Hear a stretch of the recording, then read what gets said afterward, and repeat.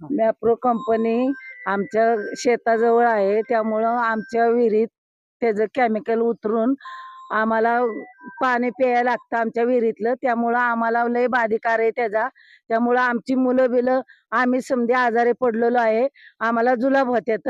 आमची गुरं इथं गुरांना सुद्धा पाणी ती बाधते, आजारी पडतात. त्याच्यावर काहीतरी पर्याय काढलाच पाहिजे आम्हाला.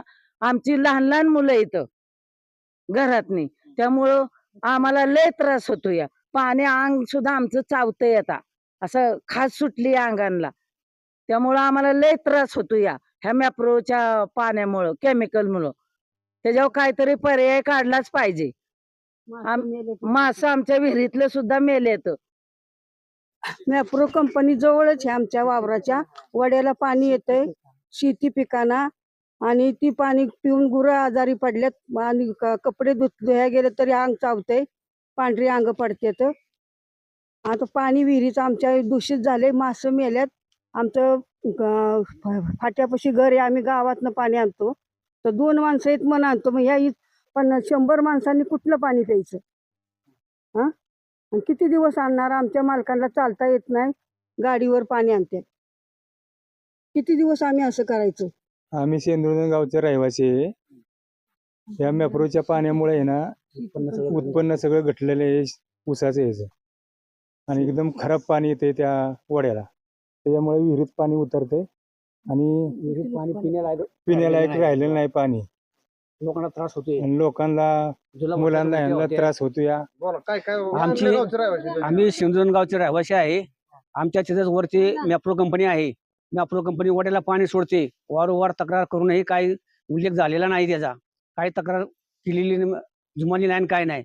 आणि जमीन जे आहे का नाही, ते जमिनीत ऊस कुठलंही पीक आलं तरी ते पिकत नाही.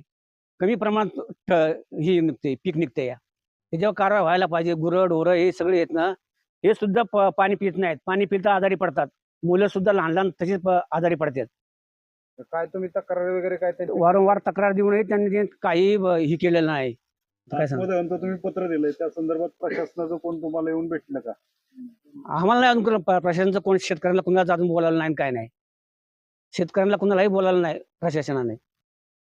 आम्ही मॅप्रो प्रदूषण संदर्भात या ठिकाणी 15 ऑगस्ट रोजी आत्मदहनाचा इशारा दिलेला आहे. त्या संदर्भात आम्ही मंत्रालयात मुख्यमंत्री, उपमुख्यमंत्री तसे सर्व मंत्र्यांना, या ठिकाणी पालकमंत्री असतील, आमच्या मतदारसंघाचे आमदार मकरंद आबा, तसेच शिवेंद्रराजे, सर्वांना पत्र दिलेत. तसेच प्रशासन, कलेक्टर ऑफिस, परत SP ऑफिस, वाईट तहसीलदार, प्रांत, ग्रामपंचायत सर्वांना पत्र दिलेत. पण आमच्यापर्यंत अजून कोणच आलेलं नाही. आम्ही तरी म्हणजे आत्मदहनाच्या मुद्द्यावर आम्ही ठामच आहे, कारण प्रशासन आमची कोण दखलच घेत नाही. त्यामुळे आम्हाला आत्मदहन करण्याशिवाय पर्यायच राहिलेला नाही. कारण प्रशासन कोणच त्या कंपनीवर कारवाई करत नाही, कंपनी पण कशा गोष्टीची दखल पण घेत नाहीये. ह्या मॅप्रोने केलेल्या प्रदूषणामुळे सर्व शेतकरी त्रासलेले आहेत आणि गेले कित्येक वर्ष लढा देऊन सुद्धा त्यामध्ये काही बदल होत नाही. प्रशासन कुठलीही दखल घेत नाही, तसंच कंपनी प्रशासन सुद्धा कुठलीही दखल घेत नाही. त्यामुळं सगळ्या शेतकऱ्यांपुढे आता आत्मदहनाशिवाय दुसरा पर्याय उरलेला नाहीये. त्यामुळे सगळे शेतकरी हे आत्मदहनाच्या मुद्द्यावर ठाम आहेत आणि येत्या 15 ऑगस्ट रोजी आत्मदहनाचा आम्ही इशारा जो प्रशासनाला दिलेला आहे, त्या आत्मदहन सर्व शेतकरी येथील करणार आहेत.